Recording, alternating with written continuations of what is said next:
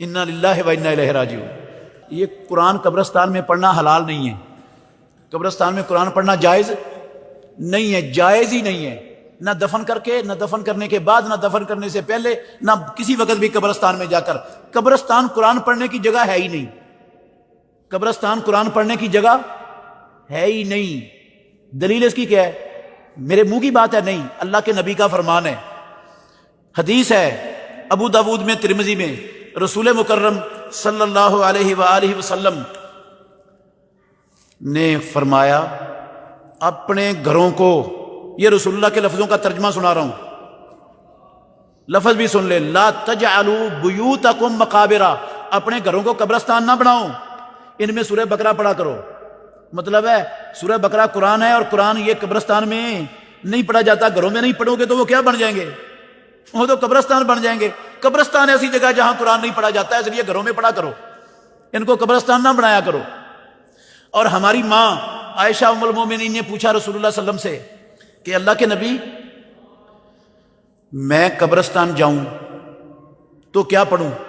میں قبرستان جاؤں تو اب جو کچھ اسلام کے اندر پڑھنا جائز تھا، اللہ کے نبی پر لازم تھا بتانا کہ نہیں بتانا؟ ہاں، جو کچھ پڑھنا جائز تھا قبرستان جا کے، اللہ کے نبی بتاتے کہ نہ بتاتے؟ اللہ کے نبی نے بتایا، آپ نے فرمایا یہ پڑھو، السلام علیکم اہل الدیار من المؤمنین والمسلمین۔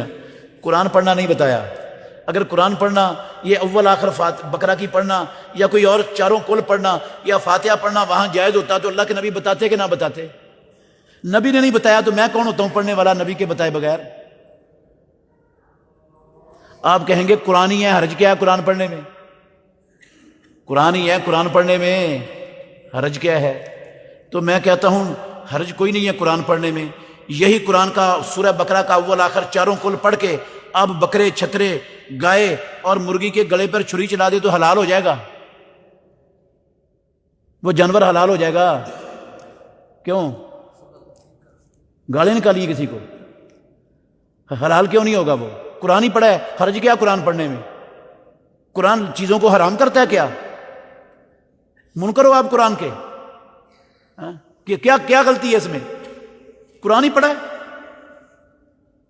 جی، قرآن ہی پڑھا ہے، حرام ہے اس کے باوجود حرام ہے، اس لیے کہ محمد الرسول اللہ نے اس موقع پر قرآن نہ پڑھا ہے نہ سکھایا ہے۔ اللہ کے نبی نے کیا سکھایا ہے؟ بسم اللہ ہے، اللہ اکبر پڑھو گے تو حلال ہوگا، پورا قرآن پڑھ کے چھری پھیر دو گے تو حرام ہو جائے گا جانور۔ حالانکہ قرآن افضل ہے بسم اللہ اللہ اکبر سے۔ حلال اس سے ہونا ہے، قرآن پڑھنے سے حلال نہیں ہونا۔ یہ جگہ نہیں ہے قرآن پڑھنے کی۔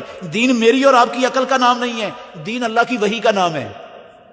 جو ہماری عقل کو اچھا لگے اس کو ہم دین بنا لیں، یہ نہیں ہوتا دین۔ کچھ لوگ باہر علیکم ورحمۃ اللہ وبرکاتہ۔ حامدوں و مصلیہ و مسلمہ و بعد، سامعین اور ناظرین، یوں تو باتیں گھما پھرا کر کے پیش کی جا رہی ہیں۔ حقیقت یہی ہے کہ ایصال ثواب کا جو کانسیپٹ ہے، چاہے وہ شکل فاتحہ میں ہو، نظر نیاز میں ہو، 11ویں میں ہو، 12ویں میں ہو، یہ ایصال ثواب کا در حقیقت انکار ہے۔ یاد رکھیے گا،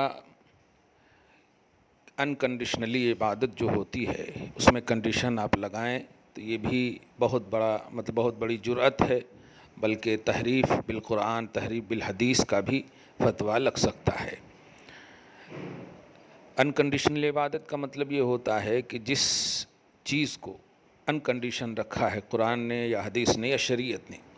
نماز کنڈیشنلی عبادت ہے، حج، روزہ، زکوٰۃ، پانچوں جو پلرز آف اسلام ہیں، خصوصاً 4 ایمان کے بعد، وہ سب کنڈیشنز ہیں، اس کے فکس کیے ہوئے ہیں، متعین ہے۔ اللہ نے کیا حلال فرمایا، کیا حرام فرمایا ہے، فکس ہے۔ لیکن وہی جامع ترمذی، بیہقی وغیرہ کو آپ دیکھیں گے تو وما سکت عنہ فہو مما عفی عنہ، جن چیزوں سے قرآن حدیث خاموش ہے، اللہ رسول خاموش ہے، اس کو اختیار دیا گیا ہے، چاہو تو کرو، چاہو تو نہ کرو۔ یہ انکنڈیشنلی عبادت کا ایک کانسیپٹ ہے، اور اسی قبیل سے فاتحہ، ایصال ثواب، قیام، میلاد، غرضے کے معمولات اہل سنت جتنے بھی ہیں، خصوصاً یہ جو اصال ثواب کا یعنی جو ایک زور دے رہا ہے کہ قبرستان قرآن پڑھنے کی جگہ نہیں ہے، اور حدیث کی جو غلط توضیح کی گئی ہے کہ لا تجعلوا بیوتکم مقابر او کما قال، کہ اپنے قبروں کو، اپنے گھروں کو قبرستان نہ بناؤ، اس سے مراد مطلب کچھ عبادتیں گھر میں بھی کیا کرو، سنن و نوافل گھر میں پڑھا کرو، اس کی یہ مراد ہے، وہاں قرآن پڑھنا اور نہ پڑھنے کا کانسیپٹ نہیں ہے۔ ورنہ آپ دیکھیں سورہ مزمل میں آپ ایک مشہور آیت کریمہ فَاقْرَؤُوا مَا تَيَسَّرَ مِنَ الْقُرْآنِ، اللہ پاک فرماتا ہے فَاقْرَؤُوا مَا تَيَسَّرَ مِنَ الْقُرْآنِ، قرآن میں سے جو میسر ہو، جو تمہیں آسان ہو پڑھو۔ یہ نہیں کہا کہ جہاں جیسے جیوں، نماز میں ہم کو پڑھنا ہے یہ ہم کو بتایا گیا، لیکن نماز کے علاوہ جو قرآن پڑھنے، وَاتْلُ مَا أُوحِيَ إِلَيْكَ مِنَ الْكِتَابِ، تلاوت کرو قرآن۔ اس لیے یہ فکس کرنا کہ وہاں نہیں پڑھ سکتے، سورہ بقرہ آیت نمبر 111 کے تحت یہ دعوی نفی کی بھی ان کے پاس کوئی دلیل نہیں ہے۔ یہ دعوی نفی جو ہے جن کو دلیل دینا چاہیے کہ ایک دم صراحتاً نبی نے کہا ہو کہ قرآن مطلب قبرستان میں نہ پڑھو، ایسا کوئی بھی مطلب نہ قرآن میں ہے نہ حدیث میں ہے۔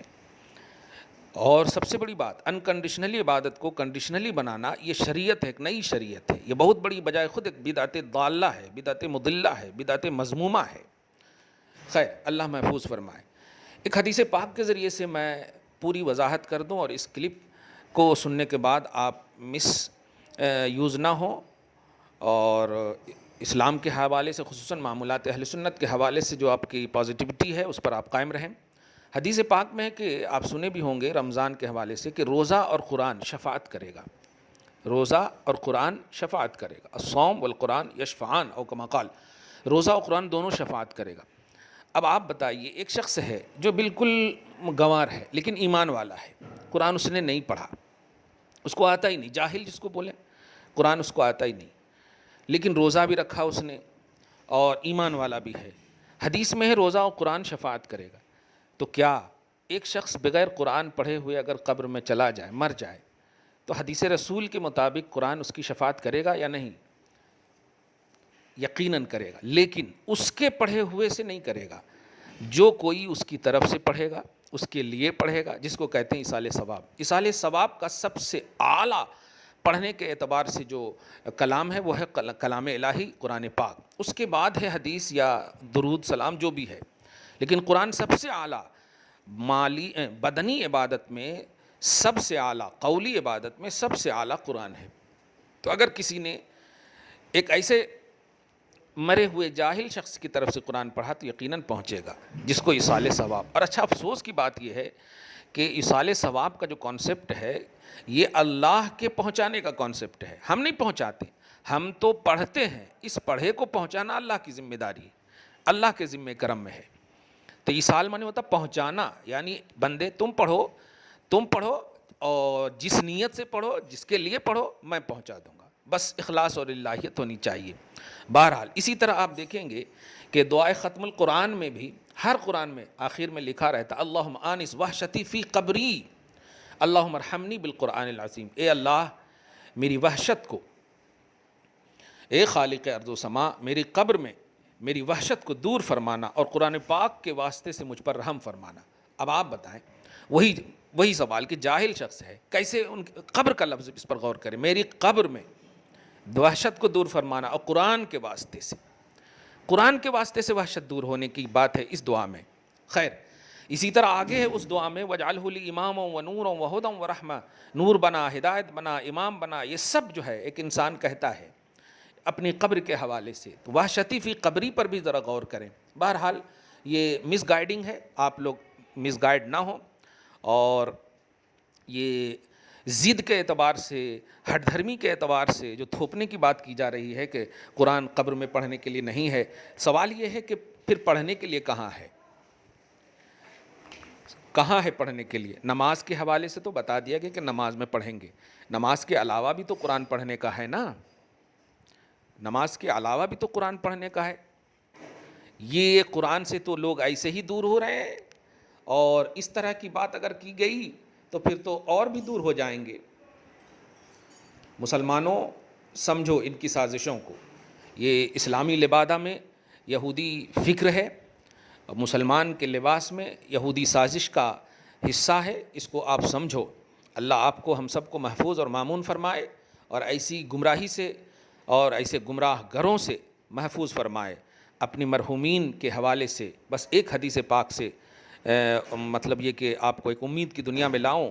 اللہ کے رسول صلی اللہ علیہ وسلم ارشاد فرماتے، مسند احمد کی روایت ہے، میری کتاب وسیلہ میں یہ حدیث منقول ہے، فرماتے ہیں نبی صلی اللہ علیہ وسلم کہ تمہارے اعمال تمہارے مردوں پر پیش کیے جاتے ہیں۔ اور میں نے ابھی ایک جملہ کہا کہ اعمال میں سب سے افضل اعمال قرآن کی تلاوت ہے، سب سے افضل قرآن کی تلاوت پیش کیے جاتے ہیں۔ اگر وہ اعمال اچھے ہوتے ہیں تو خوش ہوتے ہیں قبر والے، اور اگر برے ہوتے ہیں تو تمہارے لیے وہ دعا کرتے ہیں۔ سوچیں کہ اعمال پیش کیے جاتے ہیں، تلاوت قرآن اعمال نہیں، کون سے اعمال پیش کیے جاتے ہیں؟ کنڈیشنلی، یہ تو خود قائل ہیں کہ نہیں، ان کا جو پرسنلی عمل ہے وہ سینڈ نہیں ہوتا، تو وہی اعمال، کون سے اعمال پیش کیے جانے؟ تو عرض اعمالکم علی الاموات او کما قال صلی اللہ علیہ وسلم، تمہارے اعمال پیش کیے جاتے ہیں۔ کون سے اعمال پیش کیے جاتے ہیں؟ بہرحال چاہے مالی عبادت ہو یا بدنی عبادت ہو، قبر پر کریں، قبر کے باہر کریں، گھر میں کریں، کہیں بھی کریں، صاحبان قبر کو وہ اس کا ثواب ملتا ہے، اور بلکہ وہ اس کے منتظر ہوتے ہیں حدیث کی روشنی میں۔ اس لیے آپ ہم سب مرحومین کے حوالے سے ایکٹیو رہیں اور ایسی ویڈیو وغیرہ سے مس یوز نہ ہو، مس گائیڈ نہ ہو۔ اللہ تعالیٰ آپ کی مدد فرمائے، ہم سب کی مدد فرمائے۔ والسلام علی من اتبع الہدی۔